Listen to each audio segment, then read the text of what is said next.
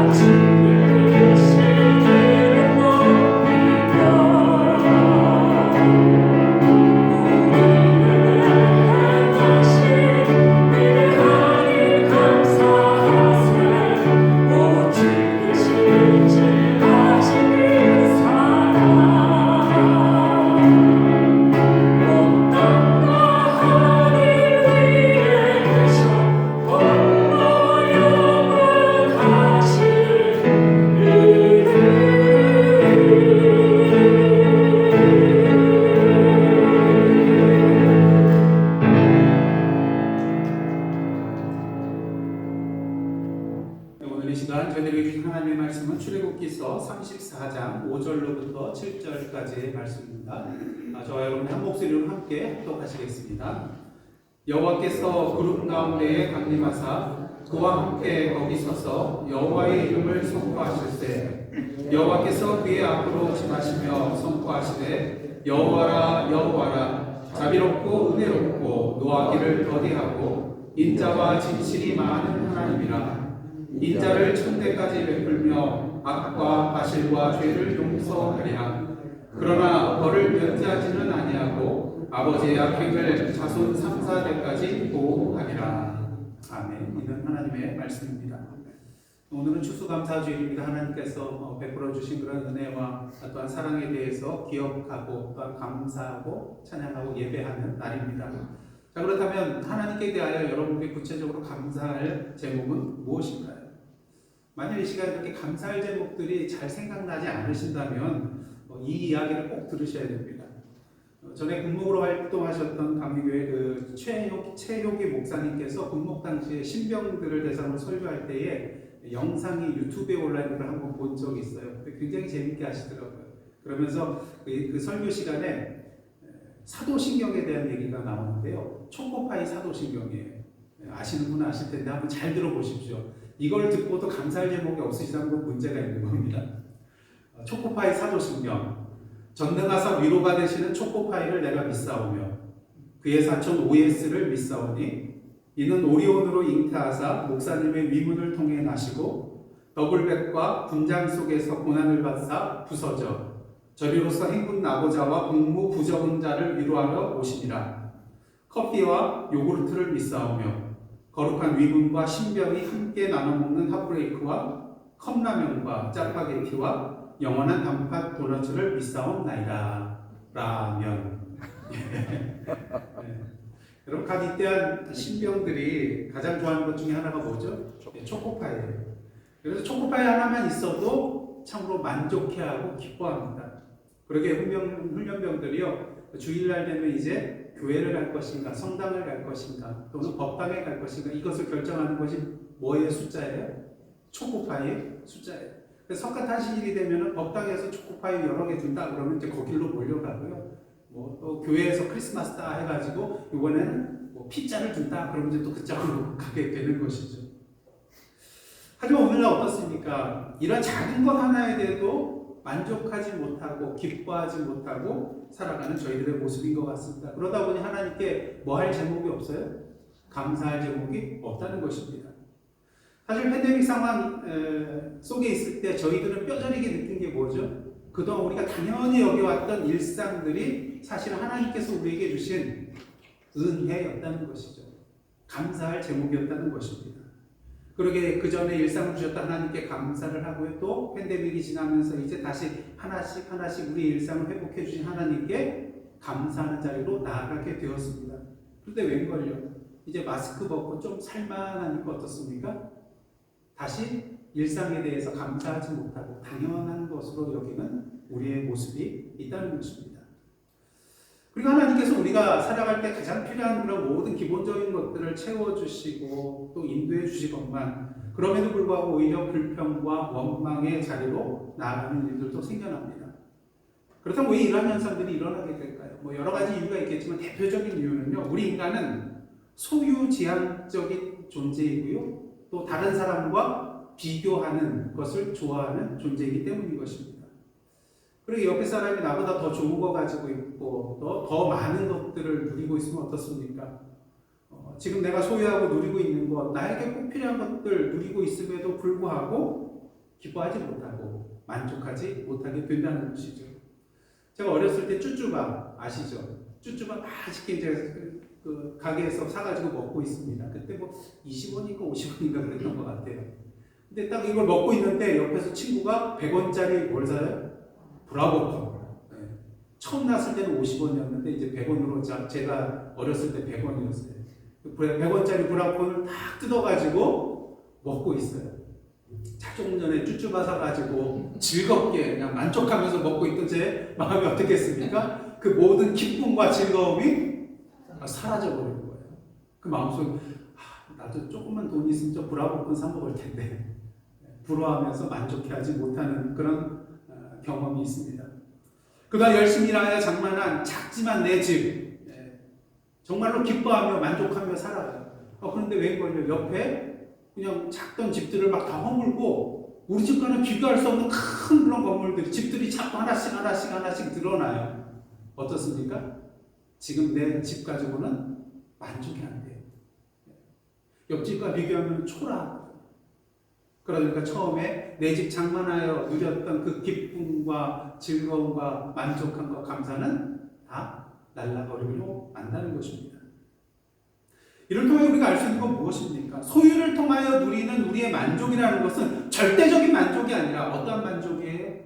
상대적인 만족에 불과하다는 것입니다. 우리의 상황과 여건에 따라서 180도 달라질 수밖에 없는 것이 우리가 소유로서 누리고 있는 만족함이라는 것이죠. 솔로몬은 전도서 1장 8절을 통해서 눈은 보아도 족함이 없고 귀는 들어도 가득 차지 아니하도다 고백을 합니다. 왜? 인간의 욕심에는 끝이 없기 때문인 것입니다. 그렇게 소유를 통하여 만족을 누리고자 하는 사람은 일순간의 만족은 누릴 수 있겠지만 영원한 만족이 될 수가 없어요. 왜? 우리 인간의 욕심은 끝이 없기 때문인 것입니다. 다시 말해서 참된 만족이라는 것은 우리의 소유에 있는 것이 아니기 때문인 것이죠. 20세기의 그런 사회심리학과 전신 분석학의 거장인 에리 프롬은요, 소유냐 존재냐라는 그런 책을 통하여서 인간의 그런 삶의 태도에 대한 것을 두 가지로 이렇게 분류한 것이 있습니다. 그래서 소유 양식과 존재 양식, 이 두 가지로 대립하는 그런 생존 양식을 표현하는데요. 보시면 소유 양식은 무엇입니까? 한번 다 함께 읽겠습니다. 시작. 재산, 지식, 사회적 지위, 권력 등의 소유에 전념하여 소유에 대한 탐욕과 그것의 상실에 대한 공포에 사로잡힌 삶의 태도를 말합니다. 그래서 이러한 양식을 가진 사람들은요, 더 많이 소유하면 소유할수록 자신의 존재 자체가 확실해지는 것을 느껴요. 그렇기 때문에 더욱더 탐욕스러운 길로 나가게 되고요. 때로는 지식, 관념, 건강, 심지어는 신까지도 내가 소유하려고 하는 그런 길로 나아가게 되는 것을 보게 됩니다.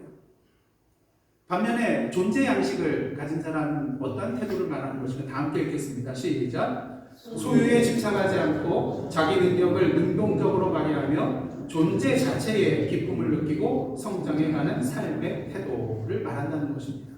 그래서 무엇을 소유하고 또 그것에 대하여 집착하며 그것을 속박하거나 그것에 속박당하는 것이 아니라 자유로운 상태에서 변화를 두려워하지 않고요. 상호관계 속에서 대상을 파악하고 타자와 주고받고 또 함께 나누고 그들의 존재 자체에 관심을 갖고 사는 삶이 바로 존재 양식의 태도를 살아가는 그런 사람이라고 할 수가 있는 것입니다. 그렇게 존재지향적인 사람은요, 소유지향적인 사람과는 달리 내가 가지고 있는 그것 때문에 만족과 기쁨을 누리는 것이 아니라 나 자신 존재 자체로 만족과 기쁨을 누리게 된다는 것입니다. 돈이 없어도 좋아요. 자동차 좋은 것이 없어도 좋아요. 내 존재 자체에 대해서 가치를 느끼고 자긍심을 가지고 살아가는 사람은 다른 사람보다 덜 가졌다 할지라도 내 자신 자체로 만족해하며 살아갈 수 있게 된다는 것입니다. 그래서 웬만한 변화에는 이런 사람은 흔들리지도 않아요. 그래서 황금고기를 어떻게 합니까? 돌같이 할 수 있는 사람이에요. 이게 다가 아니라는 것을, 이게 참된 만족을 갖다 주는 것이 아니라는 것을 알기 때문인 것이죠. 그런 면에서 오늘도 하나님께서 우리에게 원하시는 그런 모습은 소유지향적인 사람이 아니라 어떤 지향적인 사람일까요? 존재지향적인 사람이라는 것입니다. 그러게 예수께서도 제자들을 향하여서 소유 양식이 아닌 존재 양식의 삶을 살라고 가르치셨고요. 예수 그리스도 자신도 이러한 존재 양식을 중요시하는 삶으로 살아가면서 제자들에게 본을 보여주신 것을 우리가 보게 되는 것입니다. 출애굽기의 내용을 보시면요, 하나님께서 이스라엘 백성들에게 원하신 것도 이러한 존재 양식의 삶이라고 할 수가 있겠습니다. 하나님의 백성으로서 정체성을 가지고 하나님의 백성다운 삶을 살아가기를 원하셨던 것이 바로 하나님의 마음이었다는 것이죠. 하지만 지난주 본문을 보시면 이스라엘 백성들이 어떻게 합니까? 소유지향적인 삶의 모습으로 나아가는 것을 보게 됩니다. 모세가 시내산에 올라가서 수십 일 동안 내려오지 않자 이스라엘 백성들이 두려워하고 불안해합니다. 그러자 어떡합니까? 많은 사람들이 아론에게 달려나가서 이렇게 외치죠. 우리를 위하여 우리를 인도할 신을 만들라. 우리를 위하여 우리를 인도할 신을 뭐하래요? 만들라. 모시고 하는 것 아니에요. 우리가 볼 수 있는 신상을 만들어서 데리고 오라는 거죠. 자신들이 피의 언약에 있는 하나님의 언약 백성이라는 것을 망각하고요. 지금까지 자신들과 함께 동행하여 주시고 인도하셨던, 여전히 지금도 그들과 함께 계시는 그 하나님을 영적인 눈으로 바라보지 못하고, 단지 그 하나님께서 눈에 보이지 않자, 그 하나님과 대면하면 모세가 산에서 아직도 내려오지 않자, 자신들의 눈에 보이는 신을 내놓으라고 요구하고 있는 것입니다. 다시 말해서 이는요, 자신들의 뜻대로 좌지우지할 수 있는 신을 만들라는 거예요. 이것은 무엇을 의미합니까? 신을 내가 소유하겠다는 거예요. 우리가 기도할 때도 그러잖아요. 도깨비방망이처럼 하나님을 생각하면서 우리가 원하는 걸 믿습니다. 주십시오, 주십시오, 주십시오. 내가 원하는 대로, 나의 뜻대로, 하나님의 원과는 상관없이, 하나님의 뜻과 계획과는 상관없이 자꾸 내가 원하는 것, 내가 뜻하는 것을 달라고 간구하고 그것을 주시는 하나님으로 믿고 나아가거든요. 근데 그 하나님은 우리 하나님입니까? 이 성경에서 말씀하시는 하나님입니까? 아니잖아요. 우리가 만들어낸 신이라는 것입니다. 그리고 이러한 기도를 드리는 것은 마치 내가 신을 소유하고 내 마음과 내 뜻대로 사용하고자 하는 그러한 마음과도 같다는 것입니다. 하지만 이러한 이스라엘 백성들의 모습은 어떠한 것이라고 할 수가 있겠습니까? 하나님 앞에서 큰 죄를 저지른 것이었습니다. 그러게 하나님께서는 모세에게 진노하셔서 이런 말씀을 하시죠. 내가 하는 대로 두라. 내가 그들에게 진노하여 그들을 진멸하고 너를 큰 나라가 되게 하리라. 하나님께서 뭐라고 하셨다고요? 내가 하는 대로 그냥 내버려두라. 말리지 말라고 하는 거죠. 지난주에 말씀드렸잖아요. 근데 하나님께서 정말 말리지 말라고 하신 게 아니었다는 것입니다. 나중에 뒤에 보면은 분명히 알게 돼요.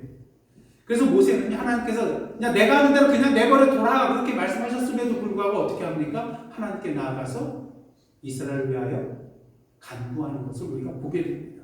왜? 아무리 그래도 하나님은 누구의 하나님이세요? 이스라엘 백성의 하나님이십니다. 이스라엘은 분명히 그분의 백성이라는 것을 모세는 분명히 알고 있었기 때문인 것입니다. 하나님께서 아브라함과 이삭과 야곱에게 하신 약속을 신실하게 지키실 분이라는 것도 또한 알고 있었기 때문인 것이죠.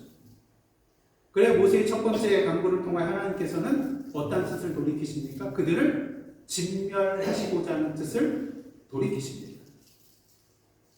이제 일단 발등에 불은 껐어요. 진멸은 안 하실 겁니다. 그래서 이제 모세가 두 돌판을 받아가지고 산 아래로 내려오자 어떤 장면이 있습니까? 이스라엘 백성들이 금신상 앞에서 뛰놀고 노래하면서 있습니다. 그래서 십계명 돌판을 던져서 깨뜨리고요. 금송아지를 가져다가 불살라서 가루를 만들어서 그 백성들에게 마시게 합니다. 여기서 돌판을 깨뜨렸다는 것은요. 이스라엘과 하나님 사이의 언약의 관계가 깨져버린 것을 의미합니다. 자, 그렇다면 금송아지를 불살라가지고 그것을 가루로 만들어가지고 마시게 한 것은 무엇을 의미할까요? 정확히 이게 무슨 의미다 말하기는 좀 어렵겠지만 일단 그들의 죄를 다시 한번 돌아보게 만드는 것. 그리고 그 금신상의 가루를 마시게 하면은 그것이 어떻게 나올까요? 그 몸에 뭐 양분이 되겠습니까? 아니죠. 그냥 배설물로 나오겠죠. 그것은 무엇을 의미합니까? 우상을 완전히 멸절시킨다는 그런 의미도 이 안에 담겨져 있다는 것입니다. 배설물로 여기게 된다는 것이죠. 그리고 나서 모세는요, 누구든지 여호와 편에 있는 자는 나에게로 나오라 이렇게 명하였고 계속해서 방자하게 고집을 부리는 사람들은 레위 그 자손의 손을 통하여서 죽임을 당하게 되는 그런 비극적인 사건이 일어나는 것을 보게 됩니다. 그리고 모세는 두 번째 기도의 자리로 나아갑니다. 왜? 하나님께서 진멸하시고자 하는 그 뜻은 돌이키셨지만 아직도 이스라엘 백성의 죄는 그대로 용서받지 못하고 남아있거든요. 그래서 모세는 하나님께 나아가서 그들의 죄를 사하여달라고 간구하는 것을 보게 됩니다.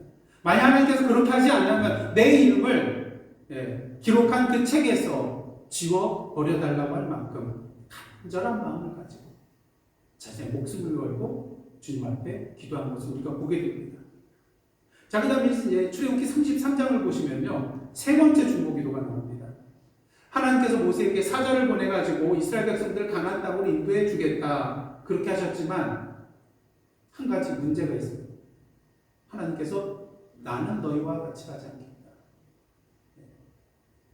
그 별로 의미가 없잖아요. 하나님께서 같이 동행하시지 않는데 가나안 땅에 간들 무슨 소용이 있겠습니까? 그래서 모세는 여호와께 간구하여서 주의 목전에 은총을 입게 하시고 이스라엘 백성을 주의 백성으로 여기셔서 함께 올라가 달라고, 동행하여 달라고 하나님께 간구하는 것을 보게 됩니다. 그래야 출애굽기 34장 1절 보시면요, 여호와께서 모세에게 이러한 말씀을 하세요. 한번 다 함께 읽겠습니다. 시작. 여호와께서 모세에게 이르시되 너는 돌판 둘을 처음 것과 같이 다듬어 만들라. 네가 깨뜨린 첫 판에 있던 말을 내가 그 판에 쓰리니. 무엇을 의미하는 것일까요? 하나님께서 다시 이스라엘 백성들과 뭐를 맺으시겠다는 거예요? 다시 언약을 맺으시겠다는 거예요. 다시 말해서 이스라엘을 용서하여 주시고 다시 관계를, 깨어진 관계를 회복하게 해 주시겠다는 것입니다. 그래서 모세는요, 하나님 말씀대로 돌판들을 깎아서 만들어서 시내산으로 다시 올라가게 됩니다. 그러자 하나님께서 구름 가운데 강림하셔서 여호와의 이름을 선포하시는데요, 오늘 보면 6절과 7절 말씀 한번 보도록 하겠습니다. 여호와께서 그의 앞으로 지나시며 선포하시되 뭐라고 하십니까? 여호와라 여호와라, 자비롭고 은혜롭고 노하기를 더디하고 인자와 진실이 많은 하나님이라. 인자를 천대까지 베풀며 악과 과실과 죄를 용서하리라. 그러나 벌을 면제하지는 아니하고 아버지의 악행을 자손 3, 4대까지 보응하리라. 이 두 구절을 통해서 우리는 하나님의 어떤 분이신지, 하나님의 성품이 무엇인지를 분명히 발견하게 됩니다. 이 구절이 더욱더 중요한 이유는요, 이것을 누가 알려주고 계세요? 하나님 자신이 자신에 대해서 알려주고 계시다는 것입니다. 물론 우리는 인간은 연약하기 때문에 내가 나 자신에 대해서 다른 사람들에게 말할 때는요, 객관성이 떨어져요. 내가 못 보는, 나에 대해서 못 보는 부분이 있거든요. 하지만 하나님은 어떤 분이십니까? 전지전능하신 분이잖아요. 그렇기 때문에 하나님께서 자신에 대해서 이렇게 계시해 주는 데 있어서는 오류가 없다는 것이죠. 누가 보는 것보다도 가장 정확한 눈으로 자신에 대해서 얘기해 주실 수 있는 분이시라는 것입니다. 그렇게 신학적으로도 이 내용은 굉장히 중요한 내용이에요. 하나님 자신이 자신에 대해서 계시해 주신 내용이기 때문인 것이죠. 근데 처음에 뭐라고 하십니까? 여호와라 여호와라. 근데 한 번만 말씀하셔도 될 텐데 두 번씩이나 하신 이유는 무엇일까요? 강조하기 위해서. 중요하기 때문에. 사실 하나님께서는 이미 출애굽기 3장에서 자신이 이스라엘 조상의 하나님 여호와 곧 아브라함과 이삭과 야곱의 하나님이라는 것을 말씀해 주셨어요. 그러니까 출애굽기 20장 10계명을 주실 때 뭐라고 하십니까? 나는 너를 애굽 땅 종되었던 집에서 인도하여 낸 내 하나님 여호와니라. 이렇게 분명히 말씀을 해 주셨어요. 그럼에도 불구하고 이스라엘 백성들은 어떻습니까? 불평과 원망 가운데 심지어는 이제 금송아지를 만들어서 섬기는 큰 죄를 저지르고 말았다는 것이죠. 그러게 하나님께서는 모세를 향하여서 자신에 대하여 말씀해 주실 때 뭐라고 하신 거예요? 그냥 나는 여호와라 한 번으로 그치신 것이 아니라 여호와라 여호와라 두 번씩이나 말씀을 하셨다는 것입니다. 다시 말해서 내가 여호와인지 분명히 알는 거예요. 그동안 내가 누차 여호와 하나님이라는 것을 말해주었음에도 불구하고 너희들이 이러한 길로 나아갔는데 나는 여호와라, 나는 여호와라, 이것을 분명히 알라는 거예요. 그렇다면 그 여호와 하나님은 어떤 분이십니까? 자비롭고 은혜롭고 노하기를 더디하시고요, 인자와 진실이 많습니다. 그리고 그 인자를 천대까지 베풀며 악과 과실과 죄를 용서하시는 분입니다. 이를 통해서 우리는 분명히 알 수 있습니다. 하나님께서는 이스라엘 백성이 금송아지를 만들고 그 앞에 번제와 화목제를 드리고요, 춤추고 노래하는 엄청난 죄를 저지르고 있을 때에도 이미 그들을 뭐하기로 작정하셨어요? 용서하시기로 작정하신 분이라는 거예요. 왜? 그분은 인자와 긍휼이 많으신 분이기 때문인 것입니다.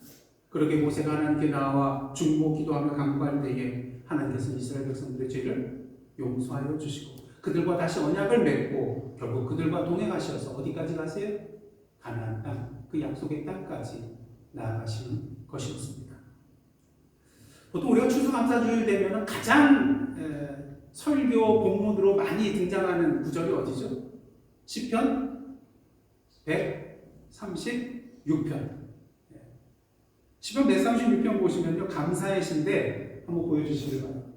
1절 보시면 여호와께 감사하라 그는 선하시며 그 인자하심이 영원하미로다. 그리고 마지막 26절을 보시면요, 하늘의 하나님께 감사하라 그 인자하심이 영원하미로다.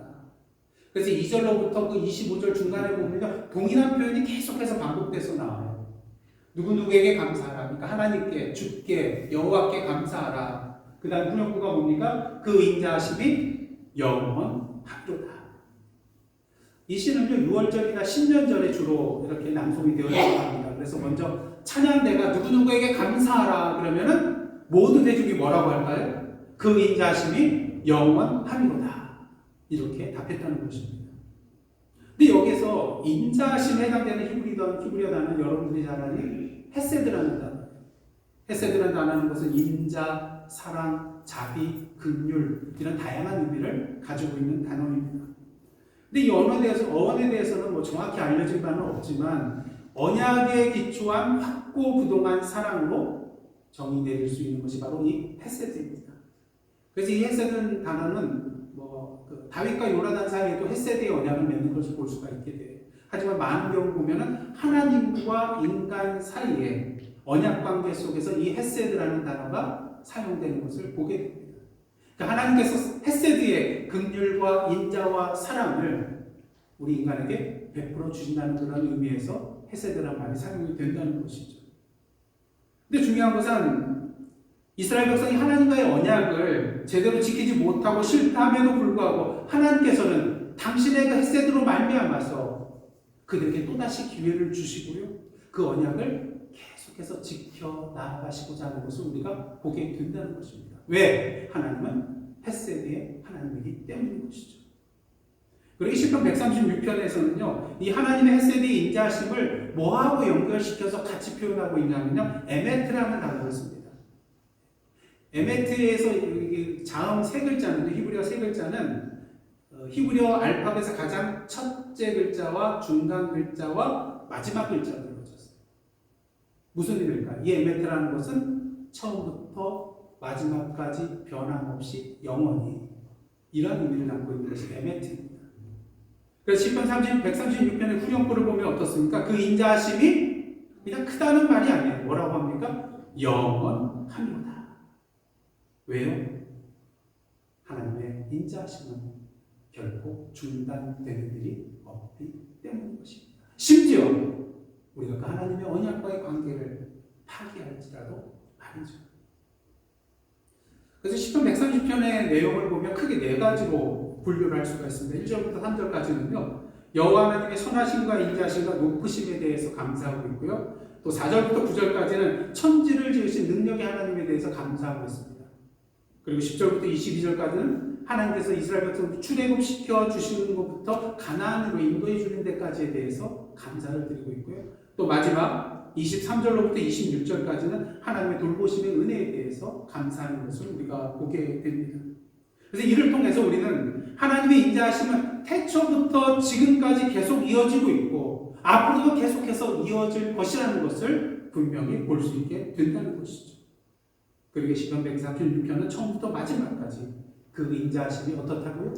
영원하시도다 찬양을 하고 있는 것입니다. 근데 오늘 출애굽기 본문에서 나오는 하나님이 자신에 대해서 인자한 분이라고 소개를 하고 있잖아요. 이 단어도 뭘까요? 헤세드, 동일한 헤세드입니다. 이처럼 하나님은 이스라엘 백성에게 있어서 또한 우리에게 있어서 인자하신 헤세드의 하나님이십니다. 그렇다면 하나님께서 모세에게 자신이 이러한 인자한 하나님이라는 것을 밝히는 이유는 무엇일까요? 물론 1차적인 것은 내가 어떤 하나님이라는 것을 보여주기 위한 그런 목적도 있겠지만 결국 하나님께서 원하시는 것은 뭐냐면 내가 인자한 하나님이라는 것을 밝힘을 통하여서 이스라엘 백성이 누구의 백성이라는 것을 말씀하시고자 하는 거예요. 인자한 하나님의 백성이라는 것을 알려주시고자 했다는 것입니다. 하나님의 언약 안에서 하나님의 자비와 은혜와 사랑과 진리를 누릴 백성이요, 영원히 하나님의 돌보심과 인도하심을 받을 백성이라는 것을 보여주기 위해서 자신이 어떠한 하나님이라는 것을 보여주신 거예요. 여러분, 필리포 지방을 가이사랴 지방을 지날 때 예수께서 제자들에게 묻잖아요. 사람들이 나에 대해서 뭐라고 하는가? 그리고 나서 나중에 뭐라고 질문하십니까? 그러면 너희는 나를 누구라 하느냐? 그때 베드로가 정답을 얘기했죠. 주는 그리스도시요 살아계신 하나님의 아들이십니다. 근데 예수님의 질문은 너는 나를 누구라 하느냐는 질문이었지만 사실 이 질문은 어떤 질문이었어요? 그렇다면 너는 누구냐예요.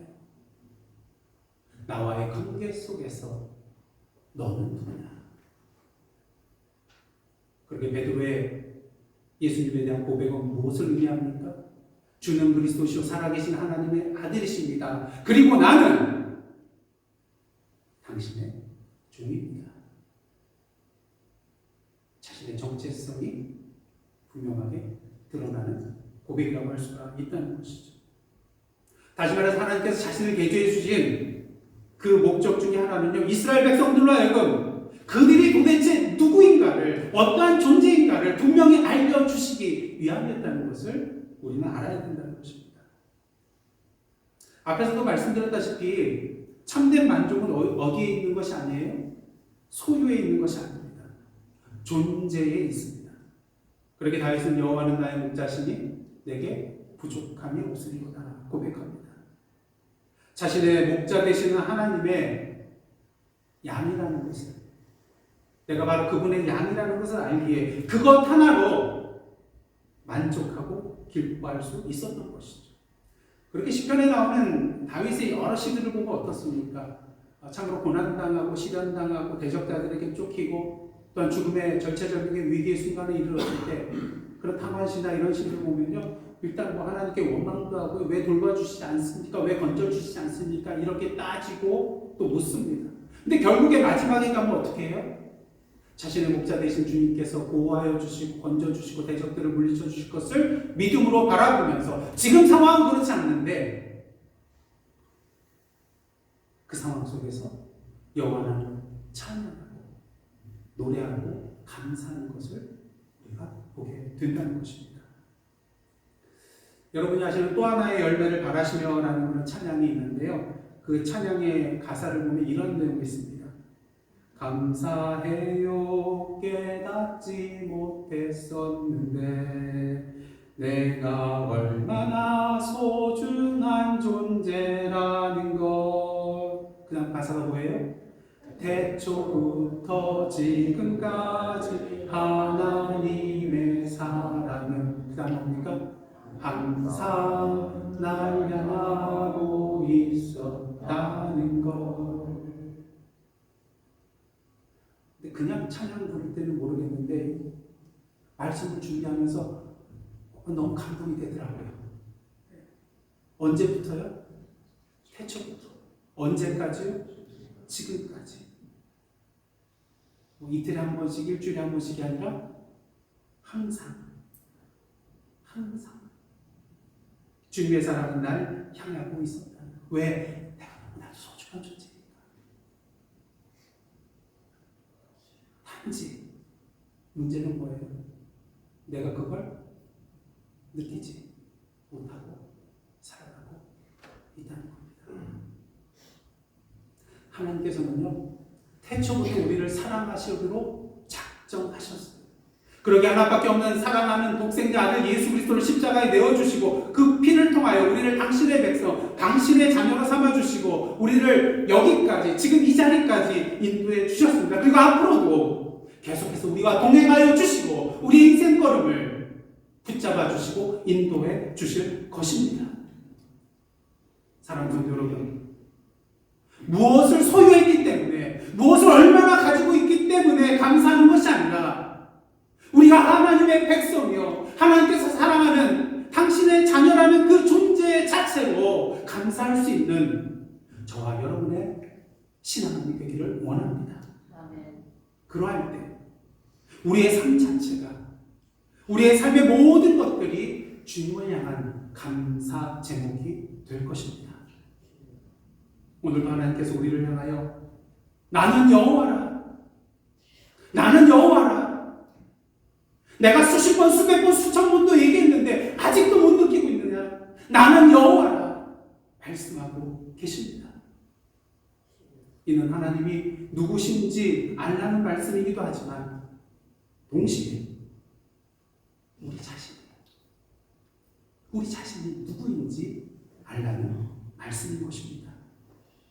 그리고 거기에서부터 우리의 참된 감사가 시작이 될 것입니다. 기도하시겠습니다.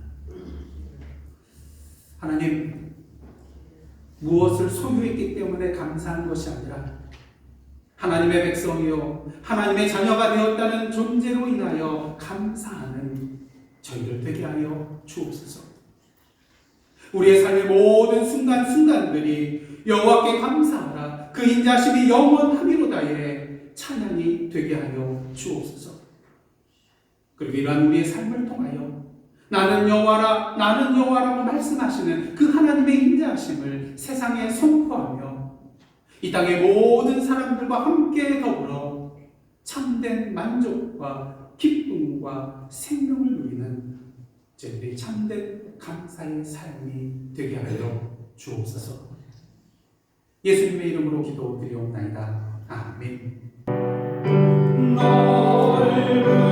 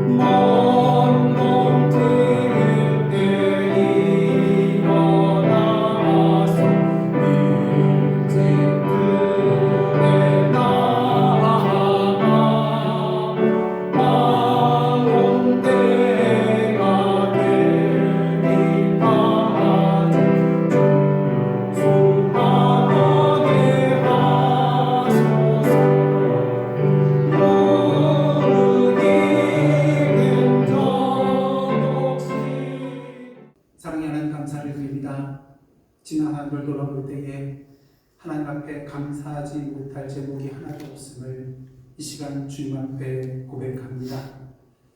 그래서 감사합니다. 그래도 감사합니다. 그러나 감사합니다. 그러므로 감사합니다. 그렇지만 감사합니다.